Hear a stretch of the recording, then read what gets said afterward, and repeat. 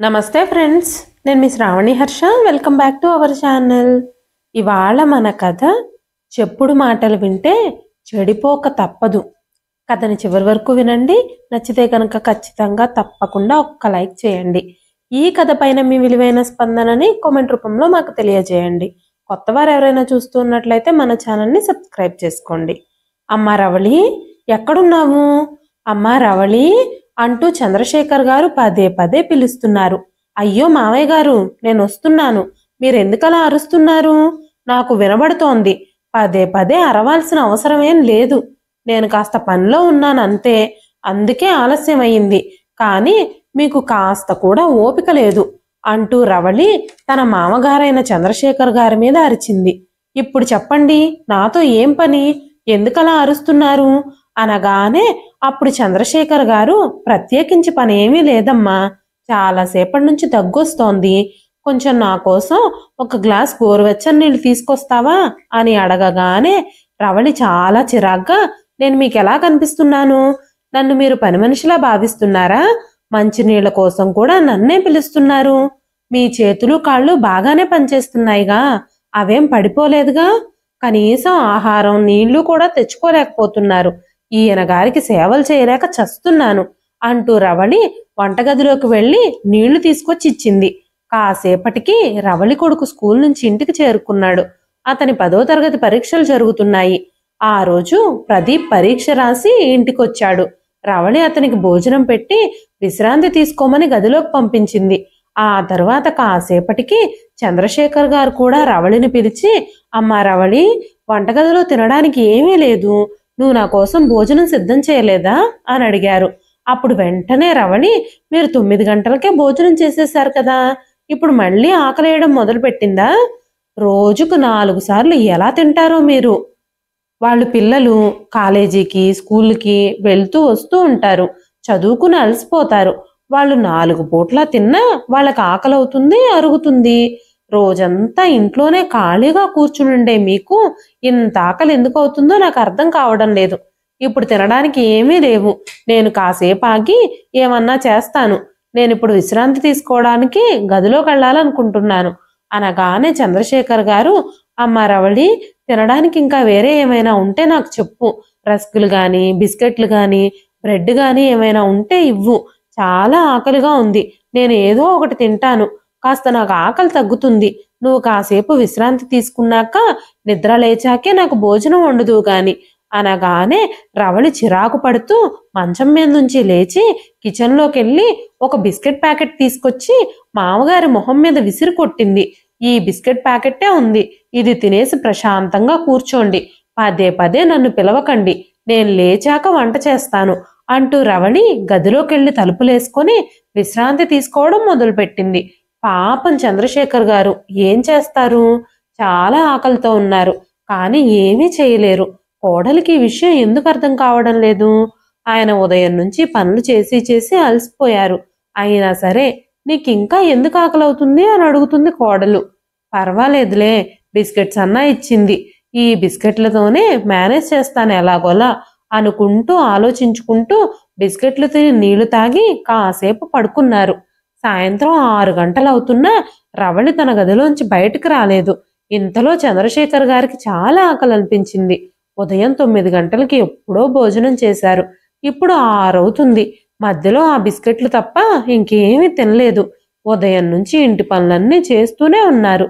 రవళిని పిలిస్తే తిడుతుందేమోనని మౌనంగా అలాగే పడుకున్నారు. కాసేపటి తర్వాత ఆయన కడుపులో చెలరేగే ఆకలి మంటల్ని తట్టుకోలేక రవళిని పిలిచారు. చంద్రశేఖర్ గారు పిలవగానే రవళి గదిలో నుంచి బయటకొచ్చి, బిస్కెట్ ప్యాకెట్ మొత్తం తినేసినా కూడా మీకు ఇంకా ఆకలవుతుందా? పొద్దస్తమానం ఆకలి ఆకలి అని అరుస్తూనే ఉంటారు. మీకెందుకింత ఆకలి అనిపిస్తుందో నాకు అర్థం కావడం లేదు. ఏ పని చేయకుండా ఖాళీగా కూర్చునే మీకు తిన్నది ఎలా అరుగుతుందో నాకు తెలియడం లేదు. ఎప్పుడూ ఆకలితోనే ఉంటారు అంటూ రవళి వంటింట్లోకి వెళ్ళి వంట పని చేయడం మొదలుపెట్టింది. కూరగాయలన్నీ కట్ చేసి కూరలు రెడీ చేసి సాయంత్రం భోజనానికి వాళ్ళందరూ అన్నంతో పాటు చపాతీలు కూడా తింటారు కాబట్టి పిండి కూడా కలిపి పెట్టి తన భర్త సుధాకర్ వచ్చిన తర్వాత మాత్రమే తను చపాతీలు చేయడం మొదలుపెట్టింది. సమయం 8 గంటలు అవుతుంది.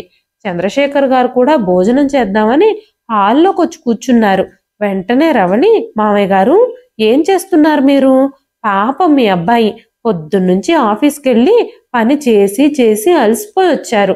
నేను ఇప్పుడే చపాతీలు చేయడం మొదలు పెట్టాను. వేడివేడిగా ఉండాలంటే ఒక్కొక్కలుగా తినడమే మంచిది. ఇప్పుడు అంత అర్జెంటుగా తిని మీరేం పని చేయాలి అంటూ రవళి మామగారి చేతిలో నుంచి ప్లేట్ లాగేసుకొని భర్తకి మాత్రమే భోజనం పెట్టింది. కాసేపటి తర్వాత చంద్రశేఖర్ గారికి కూడా భోజనం వడ్డించింది. ఆయన భోజనం చేయడం ప్రారంభించాడు. భోజనం చేస్తూనే, గత కొన్ని రోజులుగా కోడలి ప్రవర్తన నా పట్ల చాలా మారిపోతుంది. అసలు విషయం ఏమిటి? ఇంత హఠాత్తుగా ఎందుకింత వింతగా ప్రవర్తిస్తోంది రవళి? ఇంతకు ముందు నన్ను బాగానే చూసుకునేది, కానీ కొన్ని రోజుల నుంచి నాకు భోజనం పెట్టడానికి కూడా ఇష్టపడడం లేదు. ఇంత సడన్ గా ఏం జరిగింది అని ఆలోచిస్తూనే భోజనం చేసి తిన్న తర్వాత ప్లేటు గ్లాసు వంటగదిలో షింక్లో పెట్టేశారు. ఆ సమయంలో రవళి ఏమీ మాట్లాడలేదు. కానీ ఉదయం సుధాకర్ ఆఫీస్కు వెళ్ళిపోయిన తర్వాత ఆమె చంద్రశేఖర్ గారిపై విరుచుకుపడింది. మామయ్య గారు, మీరు నా గురించి ఏమనుకుంటున్నారు? ఒక్క మాట చెప్పండి. ఈ ఇంటికి నేను పని మనిషిని అనుకుంటున్నారా? ఈ ఇంట్లో పనులన్నీ చేయడానికి నేనేమైనా కాంట్రాక్ట్ తీసుకున్నానా? మన ఇంట్లో అందరికంటే ఎక్కువగా తినేది మీరే, కానీ ఏ పని చేయకుండా రోజంతా కూర్చునే ఉంటారు. కనీసం ఏదో ఒక పని చేయాలి అని ఆలోచించరా మీరు? తిన్న తర్వాత మీరు తిన్న ప్లేట్ని గ్లాస్ని శుభ్రం చేయలేరా? అది కూడా చేయలేకపోతున్నారా? రాత్రి మీ అబ్బాయి ఇంట్లో ఉండడం వల్ల నేను మిమ్మల్ని ఏమీ అనలేదు. మిమ్మల్ని ఏమైనా అంటే మీ కొడుకు నా కొడుకు ఇద్దరూ నా మీదకి వస్తారు. అందుకే నేను రాత్రి ఏమీ మాట్లాడలేదు. కానీ ఈ రోజు నుంచి నేను మళ్ళీ మళ్ళీ చెప్పను. మీరు తిన్న పాత్రలు మీరే శుభ్రం చేయండి, నాకు పనుల్లో కూడా సహాయం చేయండి అని చెప్పింది రవళి. చంద్రశేఖర్ గారు మెల్లగా అడుగులు వేస్తూ వంటగదిలోకి వెళ్ళి ఆ పాత్రలన్నీ కడగడం ప్రారంభించారు. నిజానికి చంద్రశేఖర్ గారు తన కోడలి ప్రవర్తన ఇంతలా తన పట్ల మారిపోతుందని అస్సలు ఊహించలేదు. చాలా రోజుల నుంచి రవళి ఎందుకో మారిపోయింది. ఒక్కొక్కసారి ఆయనకు భోజనం సరిగ్గా పెట్టడం లేదు. ఉదయం భోజనం పెడితే మధ్యాహ్నం భోజనం మానేస్తుంది. కొన్నిసార్లు ఆయన బిస్కెట్లో రస్కులో లేదంటే బ్రెడ్డో తిని కడుపు నింపుకుంటున్నారు. ఇంతకు ముందు రవళి అత్తామామల్ని బాగానే చూసుకునేది. అత్తగారి మాటకి చాలా విలువిచ్చేది. మామగారిని కూడా చాలా గౌరవంగా చూసుకునేది. కానీ ఇప్పుడు ఏమైందో ఆయనకు అర్థం కావడం లేదు. చంద్రశేఖర్ గారి భార్య బ్రతుకున్నప్పుడు అత్త కోడలు ఇద్దరూ కలిసి ఇంటి పనులు చేసుకునేవారు. చంద్రశేఖర్ గారికి తన భార్య గాని కోడలు గాని ఒక్క పని కూడా చెప్పేవారు కాదు. కానీ ఇప్పుడు అలా కాదు. రవళి చంద్రశేఖర్ గారితో చాలా పనులు చేయించుకుంటుంది. చంద్రశేఖర్ గారు ఏమీ మాట్లాడకుండా పనులన్నీ పూర్తి చేసేసి సాయంత్రం తన పక్కింట్లో ఉన్న స్నేహితుడి దగ్గరికి వెళ్ళి కూర్చున్నారు. అతనితో కాసేపు మాట్లాడి ఇంటికొచ్చేసరికి కోడలు అప్పటికే భోజనం వండేసింది. ఆయన భోజనం చేసిన తర్వాత విశ్రాంతి తీసుకున్నారు. అప్పుడు కొడుకు కోడలు గదిలో నుంచి మాటలు వినిపిస్తున్నాయి. చంద్రశేఖర్ గారు తను తిన్న ప్లేటు గ్లాసు కడగడం సుధాకర్ చూశాడు. అందుకే అతను తన భార్యతో, నీకు కనిపించలేదా? మా నాన్న తను భోజనం చేసిన ప్లేటు గ్లాసు కడుగుతున్నారు. నువ్వు ఆయన చేతిలో నుంచి ప్లేట్ కూడా తీసుకోలేదు. నువ్వు చూస్తూ ఊరుకున్నావు. నువ్వు మా నాన్నకు చెప్పు ఆయన్ని ప్లేటు గ్లాసు కడగొద్దని అనగానే రవళి, నేను చెప్పినా ఆయన వినిపించుకోవడం లేదు, ఆయనకేం తోచడం లేదు, అందుకే చేస్తున్నాను అని చెప్తున్నారు అని చెప్పింది. తర్వాత రోజు సుధాకర్ చంద్రశేఖర్ గారితో, నాన్న, నువ్వు ప్లేట్ ఎందుకు కడుగుతున్నావు? రవళి కడుగుతుంది కదా, నువ్వు అలాంటి పనులేవి చెయ్యొద్దు అనగానే చంద్రశేఖర్ గారు, పర్వాలేదు బాబు, కోడలికి ఇంట్లో ఎన్నో పనులున్నాయి, ఇదేమంత పనని, నేను చేస్తాను, పర్లేదు, నువ్వేమీ బాధపడొద్దు, నేను బాగానే ఉన్నాను అని చెప్పారు. నిజానికి చంద్రశేఖర్ గారి కొడుకు సుధాకర్ రవళిని చాలా ప్రేమిస్తాడు. అంతకంటే ఎక్కువగా తండ్రిని గౌరవిస్తాడు. అందుకే రవళికి చంద్రశేఖర్ గారి మీద అంత కోపం. చంద్రశేఖర్ గారి భార్య బ్రతుకున్నప్పుడు ఆ ఇంట్లో ఎలాంటి సమస్య గాని ఇబ్బంది గాని ఉండేది కాదు. ఆ ఇంటి వ్యవహారాలన్నీ ఆవిడే చూసుకునేది. ఆవిడ మాట మీదే ఆ ఇల్లంతా నడిచేది. ఆవిడ చనిపోయాక ఇప్పుడు కోడలు మామగారితో అలా ప్రవర్తించడం ప్రారంభించింది. చంద్రశేఖర్ గారు ఈ విషయాలన్నీ పట్టించుకోకుండా తన కొడుకు, కోడలు, మనవడితో కలిసి సంతోషంగా జీవించాలి అని అనుకుంటున్నారు. ఏది ఏమైనా సరే కొడుకు, కోడలు సంతోషంగా ఉండాలని కోరుకుంటున్నారు. నా కొడుకు, కోడలు సంతోషంగా ఉంటే, వాళ్ళు ఆనందంగా ఉంటే నేను ఆనందంగా ఉన్నట్టే కదా అని ఆయన ఆలోచిస్తున్నాడు. ఈ వృద్ధాప్యంలో ఆయనకు సొంత కోరికలు ఏవీ లేవు. కానీ ఈ మధ్య కోడలి ప్రవర్తనకి ఆయన చాలాసార్లు బాధపడుతున్నారు. కానీ మనవడు దీపక్ గాని, కొడుకు సుధాకర్ గాని ఆయన్ని చాలా ప్రేమించేవారు, అభిమానించేవారు. చంద్రశేఖర్ గారిని వాళ్ళిద్దరూ చాలా జాగ్రత్తగా చూసుకునేవారు. ఈ విషయంలో ఆయన చాలా సంతోషించేవారు. కానీ రోజు రోజుకి కోడలి ప్రవర్తన మాత్రం కఠినంగానే మారిపోతోంది. చంద్రశేఖర్ గారికి అప్పటికే వయసు పెరిగి ఏ పని చేసుకోలేని పరిస్థితుల్లో ఉన్నారు. కానీ ఆ వయసులో ఉన్న మామగారి పట్ల రవళి ఏమాత్రం జాలిపడదు. ఆయన రోజువారీ పనులను స్వయంగా చేసుకుంటారు. రవలి కొడుకు దీపక్కి 15 సంవత్సరాలు, చంద్రశేఖర్ గారికి 65 నుంచి 70 ఏళ్లుంటాయి. ఈ వయసులో ఎవరు మాత్రం పనిచేయగలుగుతారు? కానీ చంద్రశేఖర్ గారు మాత్రం కాళ్ళు చేతులు కదులుతూ ఉంటేనే ఆరోగ్యంగా ఉంటానని ఉదయం 5 గంటలకే నిద్రలేచి వ్యాయామం చేసి వాకింగ్కి కూడా వెళ్ళేవారు. ఆయన ఆరోగ్యంపై పూర్తిగా జాగ్రత్తలు తీసుకునేవారు. కానీ రవళి ప్రతిరోజు ఆయన ఏదో ఒక రకంగా ఆయన్ని అవమానిస్తూనే ఉండేది. ఏ పని చేయకుండా ఇంట్లో కూర్చుంటున్నారని ఏదో ఒకటి అంటూనే ఉండేది. భర్తకి, కొడుక్కి చంద్రశేఖర్ గారంటే ఇష్టం కాబట్టి వాళ్ళిద్దరి ముందు రవళి ఆయన్ని బాగానే చూసుకుంటున్నట్టు నటించేది. చంద్రశేఖర్ గారు రవళిని తన సొంత కూతుర్లా చూసుకునేవారు. అందుకే తను ఏమడిగినా తన్ని సంతోషపెట్టడానికి ఏదైనా చేసేవారు. రవళి ఇప్పుడు చంద్రశేఖర్ గారితో ఇంటి పనులన్నీ చేయించడం మొదలుపెట్టింది. నాకింట్లో చాలా పనులున్నాయి, మీకు వీలైతే నాకు కాస్త పనిలో సహాయం చేయండి, మీరు కాస్త బట్టలు ఉతకండి, మిగిలిన పనులన్నీ నేనే చేస్తాను అని చెప్పింది రవళి. ఆ మాటలు విని చంద్రశేఖర్ గారు ఒక్కసారిగా షాక్ అయ్యారు. సొంత కూతుర్లా చూసుకునే రవళి ఇప్పుడు ఈ విధంగా తన చేత బట్టలు ఉతికించడం ప్రారంభించింది. అయినా ఆయన మౌనంగా పనిచేస్తున్నారు తప్ప ఏమీ మాట్లాడలేదు. ఒకరోజు సుధాకర్ ఆఫీస్కి వెళ్ళడానికి బయలుదేరాడు. ఆఫీస్కి వెళ్ళిన తర్వాత తను ఫోన్ మర్చిపోవడం వల్ల తన స్నేహితుడు ఇంకా ఆఫీస్కి రాకపోవడంతో ఆఫీస్ ల్యాండ్ లైన్ నుంచి అతనికి ఫోన్ చేసి దారిలో మా ఇంటికి వెళ్ళి నా ఫోన్ కొంచెం తీసుకొస్తావా అని అడిగాడు. స్నేహితుడికి ఫోన్ తీసుకురావడానికి తన ఇంటికి పంపించాడు. అదే సమయంలో చంద్రశేఖర్ గారు బట్టలు ఉతుకుతున్నారు. సుధాకర్ స్నేహితుడు కుమార్ ఫోన్ కోసం రాగానే రవలి ఫోన్ కోసం వెతుకుతూ ఫోన్ కనిపించకపోయేసరికి తన భర్త స్నేహితుడికి ఒక కుర్చీ వేసి కూర్చోబెట్టింది. తను రూమ్ అంతా ఫోన్ కోసం వెతకడం మొదలుపెట్టింది. ఇంతలో బట్టలు ఉతుకుతున్న చంద్రశేఖర్ గారు బట్టలన్నీ ఆరబెట్టి తన గదిలోకి వెళ్ళి తన గదిలో ఉన్న ఆహారం తిని తర్వాత పాత్రలు కూడా శుభ్రం చేసి తన గదిని కూడా తానే స్వయంగా శుభ్రం చేసుకున్నారు. ఇంతలో రవళికి ఫోన్ దొరికింది. వెంటనే ఫోన్ తీసుకుని బయటకొచ్చి సుధాకర్ స్నేహితుడు కుమార్కి ఫోన్ ఇవ్వడానికి చూసేసరికి ఆయన అటు ఇటు తిరుగుతూ ఉన్నారు. వెంటనే రవళి ఆయన్ని పిలిచి, అన్నయ్య గారు, మీరు అక్కడేం చేస్తున్నారు? ఇక్కడ కుర్చీ ఉంది కదా, కూర్చోకుండా ఎందుకలా అటు ఇటు తిరుగుతున్నారు? ఫోన్ దొరికింది, రండి. దిండి కింద ఉండడం వల్ల కనిపించలేదు నాకు. నేను చాలాసేపటి నుంచి దానికోసమే వెతికాను. ఇదిగోండి, తీసుకోండి, ఇప్పుడిక మీరు వెళ్ళండి అని చెప్పింది. వెంటనే కుమార్ ఆ ఫోన్ తీసుకుని వెళ్ళిపోయాడు. కానీ అతనికి చాలా వింతగా అనిపించింది. ఆఫీస్కి వెళ్ళి సుధాకర్కి ఫోన్ ఇవ్వగానే సుధాకర్ స్నేహితుడు కుమార్ సుధాకర్తో, మీరు మీ తల్లిదండ్రులతో అలా ఎలా ప్రవర్తిస్తారు? నేనైతే మా అమ్మా నాన్నని ఏ పని చెయ్యనివ్వను. వాళ్ళని నా భార్య చాలా గౌరవంగా చూసుకుంటుంది. కానీ కొంతమంది తల్లిదండ్రుల్ని పని మనుషుల్లా చేసేస్తున్నారు. ఇది వాళ్ళకి పనిచేసే వయసు కాదు. పిల్లలు పెద్దవాళ్ళయ్యాక తల్లిదండ్రులకి వృద్ధాప్యం వచ్చేస్తుంది. ఆ వయసులో వాళ్ళని జాగ్రత్తగా చూసుకోవడం పిల్లల బాధ్యత కదా అని చెప్పగానే ఈ మాటలన్నీ విన్న సుధాకర్ ఒక్కసారిగా షాక్ అయ్యాడు. ఇదంతా ఎవరికి చెప్తున్నావు? ఎందుకు చెప్తున్నావు నువ్వు అని అడిగాడు.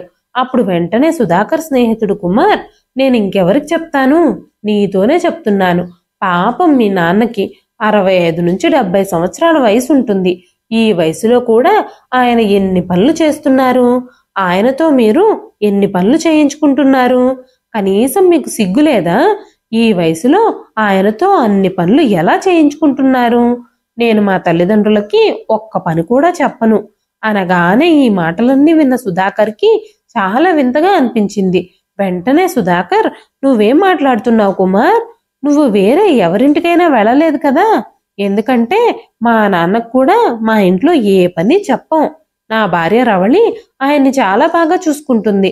మీరు వేరే ఎవరింటికో వెళ్ళినట్టు నాకు అనిపిస్తోంది అనగానే కుమార్ సుధాకర్ వైపు ఓరగా చూస్తూ, లేదు, నేను కరెక్ట్ అడ్రస్కే వెళ్ళాను, అందుకే మీ ఫోన్ తీసుకురాగలిగాను. నేను వేరే ఎవరింటికో వెళ్ళినట్టయితే మీ ఫోన్ ఎలా దొరుకుతుంది అన్నాడు. వెంటనే సుధాకర్ తన స్నేహితుడి వైపు సీరియస్గా చూస్తూ, నువ్వు మాట్లాడుతుంది నిజమా? అసలు అక్కడ ఏం జరిగింది? దయచేసి నాకు చెప్పు అని అడిగాడు సుధాకర్. నన్నెందుకు అడుగుతావు? ఇలాంటి విషయాలన్నీ ఇంటికెళ్ళాక నువ్వే చూస్తావు కదా అన్నాడు కుమార్. చాలాసేపు సుధాకర్ అడగటంతో కుమార్ సుధాకర్ ఇంట్లో చూసిన సంఘటన అంతా సుధాకర్కి వివరించి చెప్పాడు. ఇదంతా విన్న సుధాకర్కి చాలా కోపం వచ్చింది. తన భార్యకి ఖచ్చితంగా గుణపాఠం చెప్పాలని అనుకున్నాడు. ఇలా ఆలోచిస్తూనే సుధాకర్ ఆఫీస్ నుంచి ఇంటికి బయలుదేరాడు. ఇంటికి చేరుకునేసరికి రవళి వంట చేస్తూ ఉంది. సుధాకర్ ఇంటికొచ్చాక చంద్రశేఖర్ గారు కూడా తన ప్లేటు గ్లాసు తీసుకొని వంటగదిలోకి వెళ్లారు. చంద్రశేఖర్ గారు ప్లేట్లో స్వయంగా భోజనం పెట్టుకున్నారు. తర్వాత రవళి సుధాకర్కి భోజనం తీసుకొచ్చి ఇచ్చింది. సుధాకర్ స్వయంగా రవళి తన తండ్రితో ఎలా ప్రవర్తిస్తుందో మౌనంగా గమనించడం మొదలుపెట్టాడు.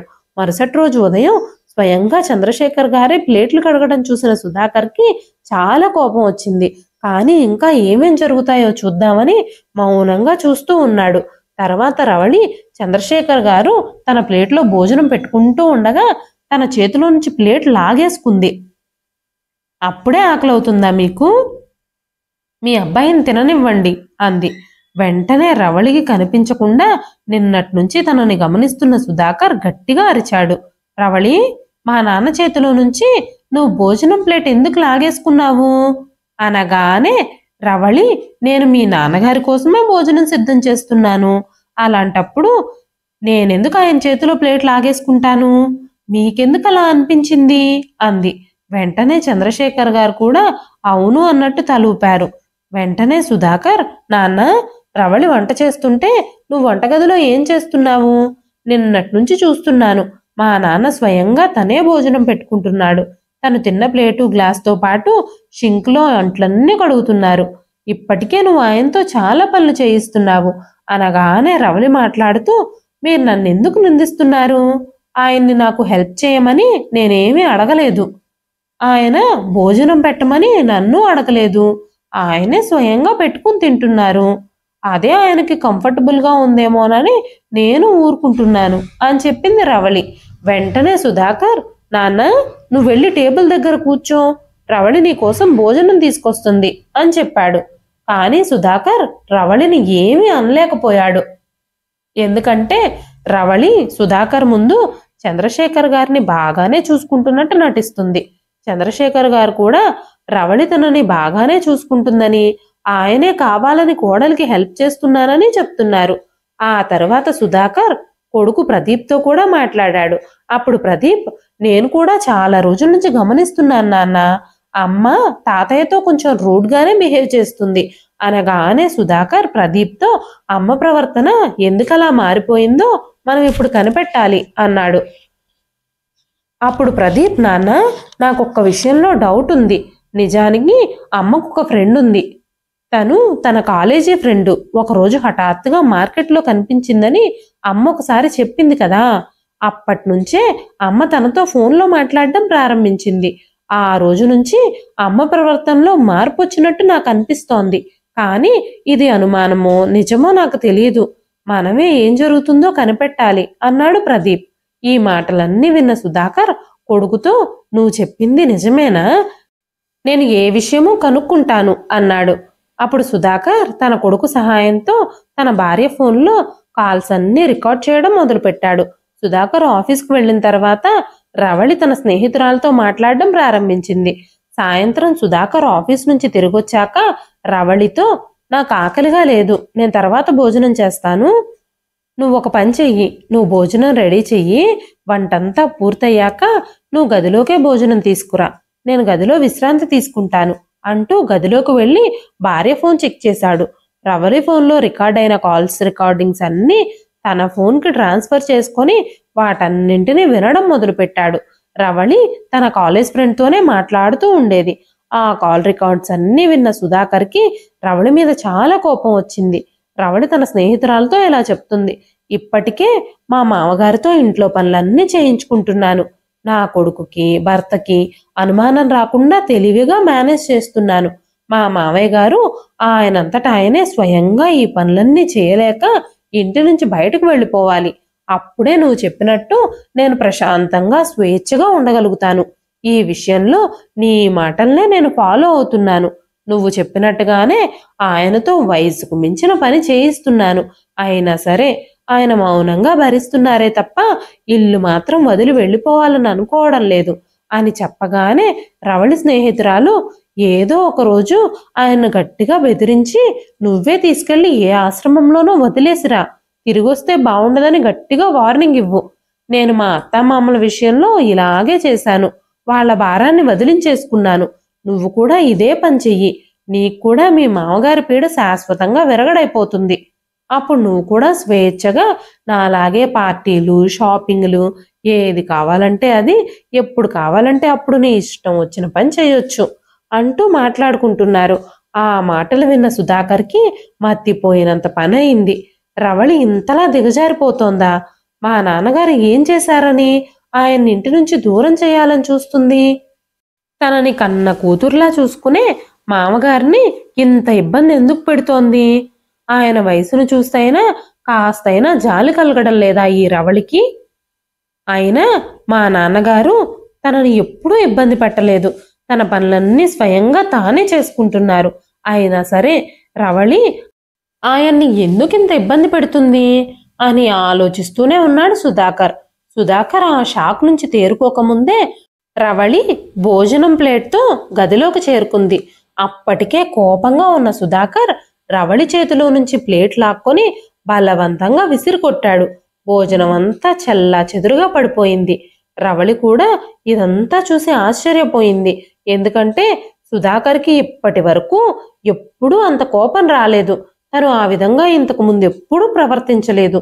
ఈ రోజు హఠాత్తుగా తన భర్తకి ఏం జరిగిందో, ఏ విషయం మీద తనకు అంత కోపం వచ్చిందో, అతను ఎందుకంత కోపంగా ఉన్నాడో రవళికి అర్థం కాలేదు. వెంటనే రవళి సుధాకర్ని అడగడం మొదలుపెట్టింది, నీకెందుకంత కోపం వచ్చింది అని. కానీ సుధాకర్ ఏమీ మాట్లాడలేదు. బయటకొచ్చి చూసేసరికి మళ్ళీ పాత్రలు కడుగుతున్న చంద్రశేఖర్ గారిని చూడగానే సుధాకర్ కోపంగా ఆయన దగ్గరికి వెళ్ళాడు. నాన్నా, నువ్వు నిజం చెప్పు, నీతో పాత్రలు కడగమని ఎవరు చెప్పారు? ఎప్పుడు చూసినా నువ్వు ఏదో ఒక పనిలో బిజీగా ఉంటున్నావు. నీ వయసు పని చేయడానికి పనికిరాదు, నువ్వు విశ్రాంతి తీసుకోమని నేను ఎన్నిసార్లు చెప్పాను, కానీ నా మాటలు అస్సలు లెక్క చేయడం లేదు. నువ్వు ఇలా పని చేయమని నిన్నెవరు అడిగారో చెప్పు అనగానే చంద్రశేఖర్ గారు కొంచెం భయపడ్డారు. కొడుకుకంత కోపంగా ఉండడం చూసి ఆయన కొంచెం కంగారు పడ్డారు. తను ఒక్కసారిగా భావోద్వేగానికి గురయ్యాడు. తరువాత తనని తాను నిగ్రహించుకొని కోడలి వైపు ఒకసారి, కొడుకు వైపు ఒకసారి మార్చి మార్చి చూడడం మొదలుపెట్టాడు. అప్పుడు చంద్రశేఖర్ గారు తన కొడుకు వైపు చూస్తూ, నాకెవ్వరూ ఏమీ చెప్పలేదు బాబు, నేనే నా ఇష్టపూర్వకంగానే ఈ పనులన్నీ చేస్తున్నాను. నాకు కూడా కాస్త ఒళ్ళు కదిలినట్టు కూడా అవుతుందని ఈ పనులు చేస్తున్నాను అనగానే సుధాకర్ కోపంతో, నాన్న, నాతో అబద్ధాలు చెప్పొద్దు, మీరు ఈ పనులు ఎందుకు చేస్తున్నారు? ఈ పనులు చేయమని నీకెవరు చెప్పారు అని కూడా నాకు తెలుసు. ఈ రోజు నువ్వు ఖచ్చితంగా నాతో నిజాలు చెప్పాల్సి ఉంటుంది. నేను స్వయంగా నీ కొడుకుని, ఈ ఇంటికి యజమానిని. నేనే స్వయంగా ఈ ఇంటి ఖర్చుల కోసం డబ్బులు సంపాదిస్తున్నాను. ఈ ఇల్లంతా నా సంపాదనతోనే నడుస్తుంది. నువ్వు ఇంకా ఎవరికి భయపడుతున్నావు? దేనికి భయపడుతున్నావు? నువ్వు ఎవ్వరి ముందు తల వంచాల్సిన అవసరం లేదు. ఎవ్వరి కోసము ఏ పని చేయాల్సిన పని లేదు. నేను మిమ్మల్ని పని చెయ్యొద్దు అని చెప్పినప్పుడు మీరు ఏ పని చేయడానికి వీల్లేదు. కేవలం విశ్రాంతి తీసుకోవాలంతే. మీ ఆరోగ్యం గురించి నేను రోజంతా ఆందోళన చెందుతూనే ఉంటున్నాను. మీరేమో ఇలా ఇంటి పనులన్నీ చేస్తున్నారా? మీకేమీ తోచకపోతే పార్క్లో వాకింగ్ చేయండి. ఇంటి పనులు చేయాల్సిన అవసరం ఏమిటి? ఇంట్లో ఇంత జరుగుతుంటే మీరు నాతో చెప్పకుండా ఈ విషయాలన్నీ దాచిపెడతారా? మీ విషయంలో ఇలా దుర్మార్గంగా ప్రవర్తిస్తున్న మీ కోడల్ని మీరు వెనకేసుకొస్తారా? ఇంకా తనని కాపాడడానికి మీరు ప్రయత్నిస్తున్నారా? అంటూ ఈ మాటలన్నీ సుధాకర్ తన తండ్రి చంద్రశేఖర్ గారితో చెప్పి కోపంగా తన భార్య చెయ్యి పట్టుకొని గదిలోకి లాక్కెళ్తున్నట్టే తీసుకెళ్లాడు. గబ్బగబా రవళి బట్టలన్నీ ఒక బ్యాగులో పడేసి రవళిని బయటకు లాక్కెళ్లి కారులో ఎక్కించుకొని రవళి తల్లిదండ్రుల ఇంటికి చేరుకున్నాడు. ఇప్పుడు అకస్మాత్తుగా సుధాకర్ తన భార్య రవళితో కలిసి రవళి తల్లిదండ్రుల ఇంటికి చేరుకునేసరికి రవళి తల్లిదండ్రులిద్దరూ చాలా ఆందోళన చెందారు. ఏం జరిగిందోనని వాళ్ళిద్దరూ చాలా కంగారు పడిపోయారు. సుధాకర్ కోపంగా రవళిని అక్కడ వదిలేసి తిరిగి రావడానికి ప్రయత్నిస్తూ ఉన్నప్పుడు రవళి తల్లిదండ్రులిద్దరూ సుధాకర్ని ఆపి అసలు ఏం జరిగింది అల్లుడు గారు అని అడగడం మొదలుపెట్టారు. అప్పుడు సుధాకర్ ఏమీ మాట్లాడకుండా మౌనంగా నిలబడ్డాడు. అప్పుడు రవళి తండ్రి సుధాకర్తో, ఎందుకు బాబు అంత కోపంగా ఉన్నావు? ఎందుకు రవళిని తీసుకొచ్చి ఇక్కడ వదిలేశావు? మీరు కనీసం కూర్చొని కూడా కూర్చోలేదు, మంచినీళ్లు కూడా తాగలేదు, మాతో ఏమీ మాట్లాడలేదు. ఇంత హఠాత్తుగా ఏం జరిగింది బాబు? మేమేమైనా తప్పు చేశామా అనగానే అప్పుడు సుధాకర్ తన అత్తగారితో మామగారితో, తప్పు మీరు చేయలేదు. మీరేదైనా తప్పు చేశారు అంటే అది మీ కూతుర్ని చదివించి ఆమె కాళ్ల మీద ఆమె నిలబడే సామర్థ్యం కలిగించడమే మీరు చేసిన పని. మీరు తనని చదివించి తన కాళ్ల మీద తనని నిలబడేలా చేయాలనుకున్నారు, కానీ కుటుంబాన్ని ఎలా నడిపించాలో, సంబంధాల్ని బాంధవ్యాల్ని ఎలా నిలబెట్టుకోవాలో నేర్పించడం మర్చిపోయారు. నా ఇంట్లో నిర్ణయాలు తీసుకోవడంలో ఆమె తన తెలివితేటలు ప్రదర్శిస్తోంది. మీ కూతురు తన తెలివితేటలతో నా ఇంటిని కూల్చేయాలని చూస్తోంది. తను ఒక్కసారి కూడా ఎందుకు ఆలోచించలేకపోతుంది? తను స్వయంగా నా తండ్రిని నా ఇంట్లోనే పని మనిషిని చేసేసింది. నేను చెప్పేది అబద్ధమేమో మీరు మీ కూతుర్నే అడగండి అంటూ కోపంగా అరుస్తూ సుధాకర్ మాట్లాడేసరికి రవళి భయంతో పూర్తిగా వణికిపోయింది. తల దించుకుని నిలబడింది. ఆ మాటలన్నీ వింటూనే ఉంది. సుధాకర్ అత్తామామలు కూతురు వైపు చూడడం మొదలుపెట్టారు. రవళి కిందకు దించిన తల కళ్ళు పైకి ఎత్తనే లేదు. ఆమె తలదించుకుని నిలబడ్డంతోనే విషయం మొత్తం రవళి తల్లిదండ్రులిద్దరికీ అర్థమైపోయింది. అప్పటికే రవళి తల్లిదండ్రులిద్దరికీ తన మీద కోపం వచ్చింది. ఇదంతా నిజమేనా? నువ్వు మీ మామగారితో ఇంత నీచంగా ప్రవర్తిస్తున్నావా అని అడిగారు. అప్పటికి రవళి తల పైకెత్తి చూడలేకపోయేసరికి, అమ్మా రవళి, నేను నీతోనే మాట్లాడుతున్నాను, అల్లుడు చెప్పేది నిజమేనా అని అడిగారు తన తల్లిదండ్రులు. ఈసారి రవళి నెమ్మదిగా చెప్పింది. ఆమె మెల్లగా అవును అన్నట్టు తలూపటంతో రవళి తల్లికి చాలా కోపం వచ్చింది. రవళిని లాగిపెట్టి చంపదెబ్బ కొట్టింది. నీకు కొంచెం కూడా సిగ్గులేదా? మీ మామగారిని తండ్రిలా చూసుకోమని నేను నీకెన్నిసార్లు నేర్పించాను? పెద్దవాళ్లతో దురుసుగా ప్రవర్తించమని నేనెప్పుడూ నీకు నేర్పించలేదే. అయితే మీ మామగారితో ఇలా ప్రవర్తించడానికి నీకింత ధైర్యం ఎలా వచ్చింది అంటూ రవళి తల్లి రవళిని తిడుతూ ఉండగానే సుధాకర్ రవళిని అక్కడే విడిచిపెట్టి బయటకు వెళ్ళిపోవడం మొదలుపెట్టాడు. రవళి ఏడుపు మొదలుపెట్టింది. సుధాకర్ని క్షమించమని తన పాదాలు పట్టుకుంది. సుధాకర్, నన్ను క్షమించు, నేను పెద్ద తప్పు చేశాను. ఈ రోజు తర్వాత నేనిక ఎలాంటి తప్పు చెయ్యను. నేను ఇలాంటి తప్పు ఎప్పటికీ చెయ్యను. మీ నాన్నగారిని జాగ్రత్తగా చూసుకుంటాను. నన్ను క్షమించు. నేను నా ఫ్రెండ్ చెప్పిన మాటలకి ప్రభావితురాలనయ్యాను. తన సలహాలను అనుసరించి నేను నా కుటుంబాన్నే చెడగొట్టుకున్నాను. నన్ను క్షమించు అని ప్రాధేయపడుతూనే ఉంది. కానీ సుధాకర్ కోపంతో రవళిని పుట్టింట్లోనే వదిలేశాడు. చాలా రోజులుగా రవళి తన అత్తగారింటికి వెళ్ళకపోవటంతో ఊరి జనం కూడా మాట్లాడుకోవడం మొదలుపెట్టారు, రవళిని తన భర్త వదిలేశాడు అని. చివరికి రవళి తన భర్త సుధాకర్కి ఫోన్ చేసి చాలాసార్లు ప్రాధేయపడినా సరే రవళిని తన ఇంటికి తీసుకెళ్లేందుకు సుధాకర్ నిరాకరించాడు. ఇప్పుడు రవళి చంద్రశేఖర్ గారికి కూడా ఫోన్ చేసి పదే పదే క్షమాపణలు చెబుతూనే ఉంది. తన తప్పు తను తెలుసుకున్నానని చెప్పింది. ఈ రోజు తర్వాత మీతో తప్పుగా ప్రవర్తించను అని, తను చేసిన తప్పులన్నింటికీ క్షమించమని ప్రాధేయపడింది.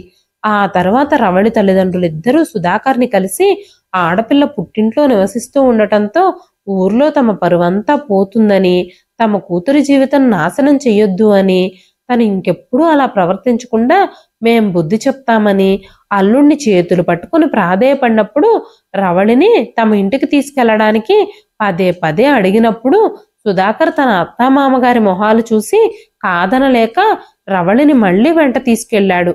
ఇప్పుడు రవళికి తన తప్పేంటో అర్థమైపోయింది. ఆ రోజు నుంచి రవళి తన కుటుంబాన్ని ప్రేమగా చూసుకోవడం మొదలుపెట్టింది. తన స్నేహితురాలతో మాట్లాడడం పూర్తిగా మానేసింది. ఎందుకంటే ఈసారి తన వల్ల ఏదైనా తప్పు జరిగితే సుధాకర్ తనని ఇంకా జీవితంలో క్షమించడని రవళికి పూర్తిగా అర్థమైంది. చెప్పుడు మాటలు వింటే చెడిపోక తప్పదని రవళి స్వయంగా తన అనుభవం ద్వారా తెలుసుకుంది. ఆ రోజు నుంచి రవళి చంద్రశేఖర్ గారిని గౌరవంగా చూసుకోవడం మొదలుపెట్టింది. అప్పటి నుంచి కుటుంబంలో అందరూ సంతోషంగా జీవిస్తున్నారు. ఇదండి ఈ రోజు కథ. ఈ కథ మీకు ఎలా అనిపించింది? సుధాకర్ రవళికి మరొక అవకాశం ఇవ్వడం కరెక్టే అని మీరు భావిస్తున్నారా? మీ విలువైన అభిప్రాయాలని కామెంట్ రూపంలో మాకు తెలియజేయండి. కథ నచ్చితే ఒక లైక్ చేయండి. మరెన్నో ఇలాంటి ఇంట్రెస్టింగ్ కథల కోసం మన ఛానల్ని సబ్స్క్రైబ్ చేసుకోండి. మరొక మంచి కథతో రేపు మళ్ళీ కలుస్తానండి. అంతవరకు సెలవు.